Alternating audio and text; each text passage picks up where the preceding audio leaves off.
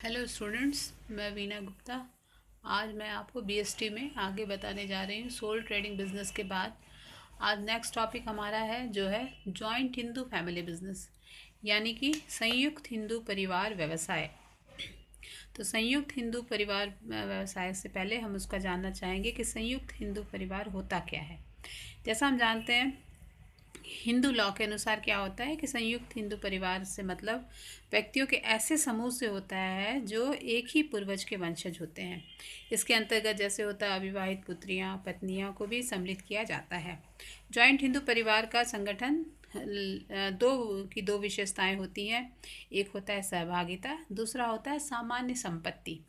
तो सहभागिता का मतलब क्या होता है? जिसमें होता है सहभागिता का मतलब होता है परिवार की जो पैतृक संपत्ति होती है उसमें सामूहिक स्वामित्व, यानी कि कॉमन ओनरशिप। कॉमन ओनरशिप का मतलब होता है जिसमें सहभागिता कानून द्वारा उत्पन्न की जाती होती है, और यह एक अनुबंध के द्वारा, न कि एक अनुबंध। इस तरह से कह सकते हैं। इसके अंतर्गत क्या होता है कि एक ही व्यक्ति को परिवार में जन्म से लेते ही पारिवारिक संपत्ति में एक अधिकार मिल जाता है। इसी को हम कहते हैं सहभागी या सहभागिता। इस तरह से एक सदस्य परिवार की संपत्ति का विभाजन की मांग भी कर सकता है। ये तो हो गया सहभागिता। दूसरा होता है कॉमन प्रॉपर्टी। कॉमन प्रॉपर्टी का मतलब होता है, कानून के अनुसार क्या होता है कि संयुक्त हिंदू परिवार को हिंदू अविभाजित परिवार के रूप में उसी समय मान्यता मिलती है जब परिवार के ऐसे संपत्ति को ही जिसका प्रयोग परिवार के सभी सदस्यों के कल्याण के लिए होता है। सामान्य संपत्ति के लिए जैसे कह सकते हैं, जैसे उसमें कितने कौन कौन सी संपत्ति होती है, जैसे पैतृक संपत्ति, पैतृक संपत्ति की सहायता से निर्मित संपत्ति, या फिर कह सकते हैं व्यक्तिगत संपत्ति जिसे परिवार की संपत्ति मान लिया गया हो, इस तरह से। यानी कि ये सारी जो संपत्ति होती है वो संयुक्त हिंदू परिवार का होता है। इस तरह से संयुक्त हिंदू परिवार का मतलब ही होता है कि centralised management is the main feature of joint Hindu family business. यानी कह सकते हैं संयुक्त हिंदू परिवार जो होता है उसमें केंद्रित प्रबंध जो होता है वो संयुक्त हिंदू परिवार व्यवसाय की मुख्य विशेषता होती है।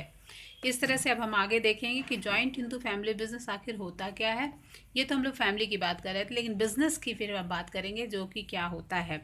तो जॉइंट हिंदू फैमिली बिजनेस का मतलब होता है कि व्यावसायिक संगठन की उस प्रारूप से है जिसके अंतर्गत एक संयुक्त हिंदू परिवार के सभी व्यक्ति मिलकर के परिवार की मुखिया या कर्ता के नियंत्रण में व्यापार को करते हैं। यानी कि it refers to that form of business organization under which all the members of joint Hindu family carry a business under the control of कर्ता, और कह सकते हैं मुखिया ऑफ द फैमिली। इस तरह से जॉइंट हिंदू फैमिली बिजनेस में क्या होता है, जब किसी व्यवसायिक उपक्रम को या बिजनेस को चलाने के लिए व्यक्ति एक ही परिवार के सदस्य होते हैं और वे व्यवसाय को एक पारिवारिक व्यवसाय की तरह चलाते हैं, तो इसे संयुक्त हिंदू परिवार व्यवसाय भी कहा जाता है। जिसमें क्या होता है कि व्यवसाय के नियंत्रण का अधिकार जो होता है वो परिवार के मुखिया या कर्ता ऑफ मैनेजर के हाथ में रहता है। यानी कि परिवार के अन्य सदस्य मुखिया के नियंत्रण तथा निर्देशन में कार्य करते हैं, और परिवार का जो ज्येष्ठ होता है यानी जो बड़ा व्यक्ति होता है वही परिवार का मुखिया होता है, तथा उसे ऋण लेने तथा अन्य पक्षकारों के साथ यानी दूसरे पार्टीज के साथ सौदा करने का निर्णय लेने का पूरा अधिकार होता है। परिवार के अन्य सदस्य जो होते हैं जनरली वो क्या होते हैं, मुखिया से लाभ तथा हानि का कोई लेखा नहीं मांग सकते, क्योंकि वे पूर्वज की संपत्ति या कह सकते हैं कि प्रॉपर्टी जो होती है वो पूर्वजों की होती है के विभाजन की मांग कर सकते हैं। यानी हम कह सकते हैं कि विभिन्न सदस्य की आयु को अनदेखा करते हुए सभी का परिवार में बराबर का हिस्सा होता है। यहाँ तक कि हम कह सकते हैं जहाँ तक दायित्व का प्रश्न होता है या रिस्पॉन्सिबिलिटी का जो प्रश्न होता है, मुखिया को छोड़कर शेष सभी जो भी सदस्य होते हैं उनका दायित्व इसमें सीमित होता है यानी लिमिटेड होता है। मुखिया का जो असीमित दायित्व का होना ही इसमें कहते हैं कि उचित निर्णय लेने के लिए प्रेरित करता है। यानी जो मुखिया होता है या कर्ता होता है उसका जो दायित्व होता है वो अनलिमिटेड होता है। इस प्रकार से हम कह सकते हैं कि व्यावसायिक संगठन केवल भारत में ही प्रचलित है। इस तरह की जो बिज़नेस होती है ये जनरली भारत में ही प्रचलित है, और जैसा कि नाम से इसे पता चल जाता है कि भारत में केवल हिंदू लोग ही इस प्रारूप के अंतर्गत व्यवसाय स्थापित कर सकते हैं। यानी कि जॉइंट हिंदू परिवार का व्यवसाय का जो नियंत्रण होता है वो हिंदू लॉ के अधीन होता है, या कह सकते हैं उसको हिंदू अधिनियम के अंतर्गत इसको चलाया जाता है। ये तो हो गया जॉइंट हिंदू फैमिली बिजनेस होता क्या है। अब हम इसके फीचर्स या विशेषताएं के बारे में थोड़ी सी बातें कर लेते हैं। जैसा अभी हम लोग देखें कि संयुक्त हिंदू परिवार की जो बारे में जो बात की है उसमें हम लोग जैसे देखें कि इसमें क्या होता है कि operation according to Hindu law, यानी कि हम लोग एक कह सकते हैं कि इसकी एक फीचर्स या विशेषता क्या होती है कि हिंदू लॉ के अनुसार संचालन। तो जॉइंट हिंदू परिवार का जो व्यवसाय का संचालन होता है वो हिंदू लॉ के अनुसार किया जाता है। परिवार के सदस्यों को अधिकार तथा कर्तव्य इसी लॉ के अनुसार निर्धारित किए जाते हैं। दूसरी इसकी विशेषता जो है वो मैनेजमेंट बाई कर्ता, या कह सकते हैं कर्ता द्वारा प्रबंध। संयुक्त हिंदू परिवार का जो व्यवसाय का प्रबंध होता है वो जनरली या साधारणतः कह सकते हैं परिवार के वरिष्ठ सदस्य या जो सबसे बड़े होते हैं वो किया करते हैं, जो कि कर्ता या मुखिया या प्रबंधक के नाम से भी उन्हें जाना जाता है।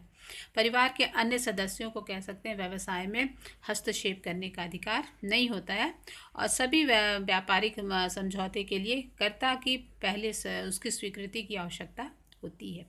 ये तो हो गया मैनेजमेंट बाय कर्ता। नेक्स्ट है लिमिटेड लायबिलिटी या सीमित दायित्व। जैसा हम जानते हैं कि संयुक्त हिंदू परिवार व्यवसाय में सदस्यों का जो दायित्व होता है उनकी संपत्तियों में हिस्से तक ही सीमित होता है।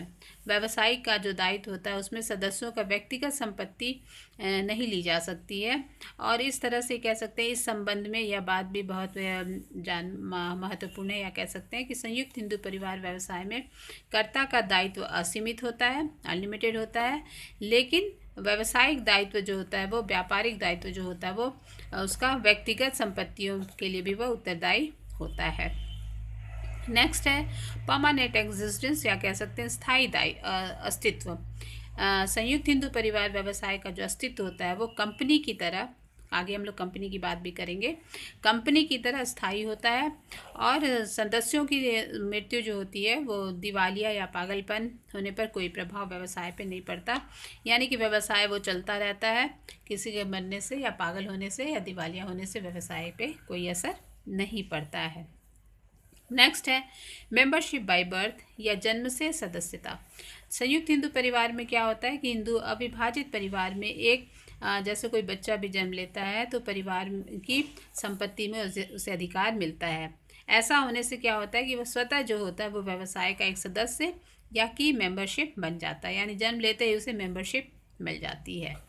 नेक्स्ट है ओनली मेल मेंबर्स। जैसा जॉइंट हिंदू फैमिली बिजनेस में पुरुष सदस्य ही सहभागी हो सकते हैं, महिलाएं नहीं, लेकिन हिंदू उत्तराधिकारी अधिनियम 1956 जो बना हुआ है, हिंदू सेशन एक्ट 1956 के अनुसार क्या होता है कि पुरुष जो सहभागी की मृत्यु होने से पुरुष उत्तराधिकारी के अभाव में स्त्री सहभागी हो सकते हैं। एक एक्ट बना हुआ है जिसमें अगर उनकी मृत्यु होती है तो वैसी हालत में लेडीज़ भी उसमें कर सकते हैं।